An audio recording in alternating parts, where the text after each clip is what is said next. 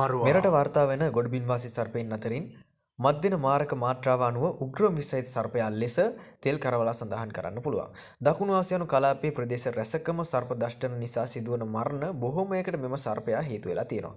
මින් මරණ බොහෝමයක් සිදුවන්නේ රාත්‍රී නිින්දේදී සිදුවන දෂ්ටන හේතුවෙන්.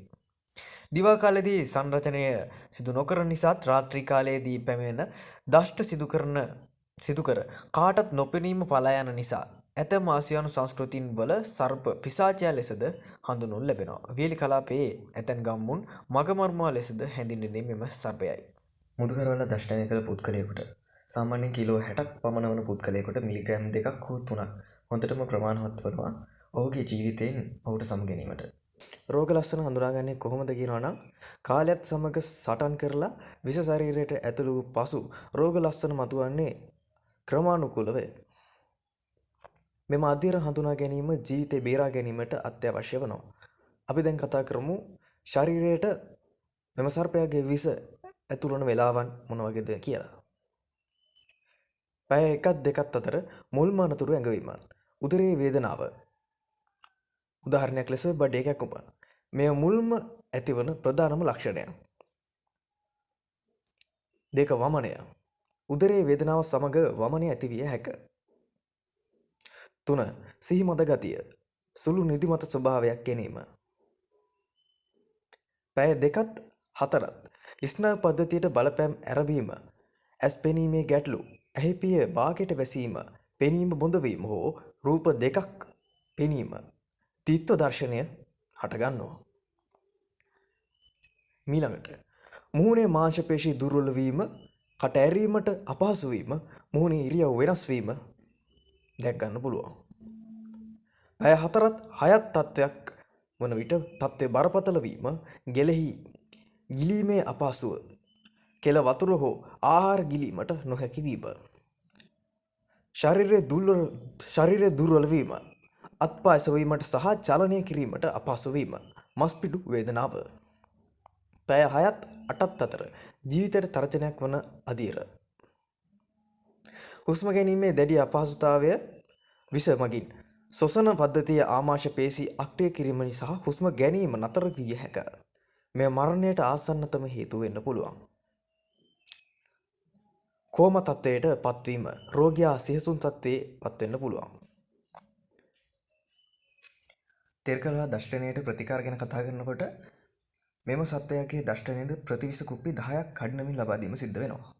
ශ්වසන ආධාරක හුස්ම ගැනීමේ අපහසුතාවයක් ඇති රෝගීන්ට යන්ත්‍ර ආධාරයෙන් හුස්ම ගැනීම ලබා දෙනවා. අනිකුත් ප්‍රතිකාර ගැන ක්‍රම ගැන කතා කරනකොට රුධිර පීඩනය, හෘද ස්පන්දනය සහ ශරීරයේ ලවණ මට්ටම පාලනය කිරීම සඳහා දැඩි සත්කාරකයේ ICU එකේ ප්‍රතිකාර ගැනීම සිදු වෙන්න පුළුවන්. මුදුකරවලා දෂ්ටනයට මෙම විශේෂයෙන්ම අනන්‍ය වූ ප්‍රතිවිෂක් තවමත් නිපදවා නැහැ. නමුත් තෙල් කරවලාට ලබා දෙන ප්‍රතිවිෂම ලබා දෙන අතර රෝග ලක්ෂණ අනුව ආධාරක ප්‍රතිකාර ලබා දීම සිද්ධ වෙනවා.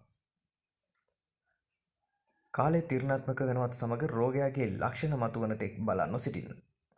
දෂ්ටනයක් ගැන සැකනම් හෝ රාත්‍රී නිින්දෙන් අවදි වන විට පැහැදිලි කළ නොහැකි බඩේ කැක්කුමක් ඇතනම් වහාම රෝහල වෙත ඔබ යන්න. ප්‍රතිකාර ප්‍රමාද වීම යනු ඔබේ ජීවිතයත් මරණයත් අතර සටනක්. එම සත්‍යයෙන් වැළකෙන්නේ කොහොමද කියනවනම් රාත්‍රී කාලයේදී විශේෂයෙන් මැටි ගැසූ නිවෙස්වල බිම නිදා ගැනීමෙන් ඔබ වළකිය යුතුයි. නිදන කාමරයේ මදුරු දැලක් නිසි ලෙස යොදා ගන්න ඕන. නිවස සහ අවට පරිසරයේ පිරිසුදුව කුණුරොඩු වලින් තොරව තබා ගත්තොත් මෙම සර්පයන්ට ඔබගේ නිවස ඇතුළීමට නොහැකි. රාත්‍රී එළිමහනේ ගමන් කරන විට ආවරණය වූ පාවාහන් සහ විදුලි පන්දම භාවිත කරන්න. ආයුර්වේදයේ සඳහන් වෙනවා සර්පෙක් දෂ්ට කළ විට එම දෂ්ට කළ ස්ථානය හඳුනා ගැනීම සඳහා පුංචි ක්‍රමයක්. සර්පයා දෂ්ට කළයයි දැනගත් විගසම කරපිංචා කොළ කොටා මිරිකා ගත් යුෂ කෝප 1.5 පමණ බොන්න කියලා කියනවා. ඒ වගේම දෂ්ට කළයයි සිතන ස්ථානයේ දෙහි කෑල්ලක් දෙපැත්තට කපා හොඳින් මදින්න.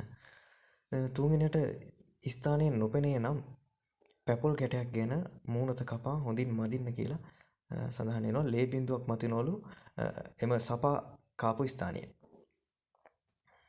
ශ්‍රී ලංකාවේ සිටින උග්‍ර විසහිත සර්පයින් පිළිබඳව දැනුවත් කිරීම අපි ආරම්භ කළා අපේ YouTube channel එකේ. ඉතින් අංක 1 එපිසෝඩ් එක විදිහට අපි අරගෙන ආවේ මුදු කරවලා පිළිබඳව. නැත්තම් මගමරුවා. ඉතිං මුදු කරවලා හා තෙල් කරවලා කියන්නේ සර්පයින් දෙදෙනෙක්. හැබැයි මෙම කරවලුන් දෙදෙනාම ශ්‍රී ලංකාවේ උග්‍ර විෂහිත සර්පයින් අතර අංක 1 කියන ස්ථානයේ තමයි රැඳී සිටින්නේ.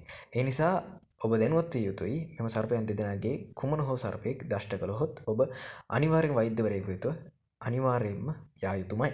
ඉතිං උග්‍ර විෂහිත සර්පයින් අතර කතා කරනකොට මුදු කරවලාට ලබා දීමට ප්‍රතිවිෂයක් නොතිබුණත් තෙල් කරවලාට ලබා දෙන ප්‍රතිවිෂය මුදු කරවලා සඳහා ලබා දෙනවා.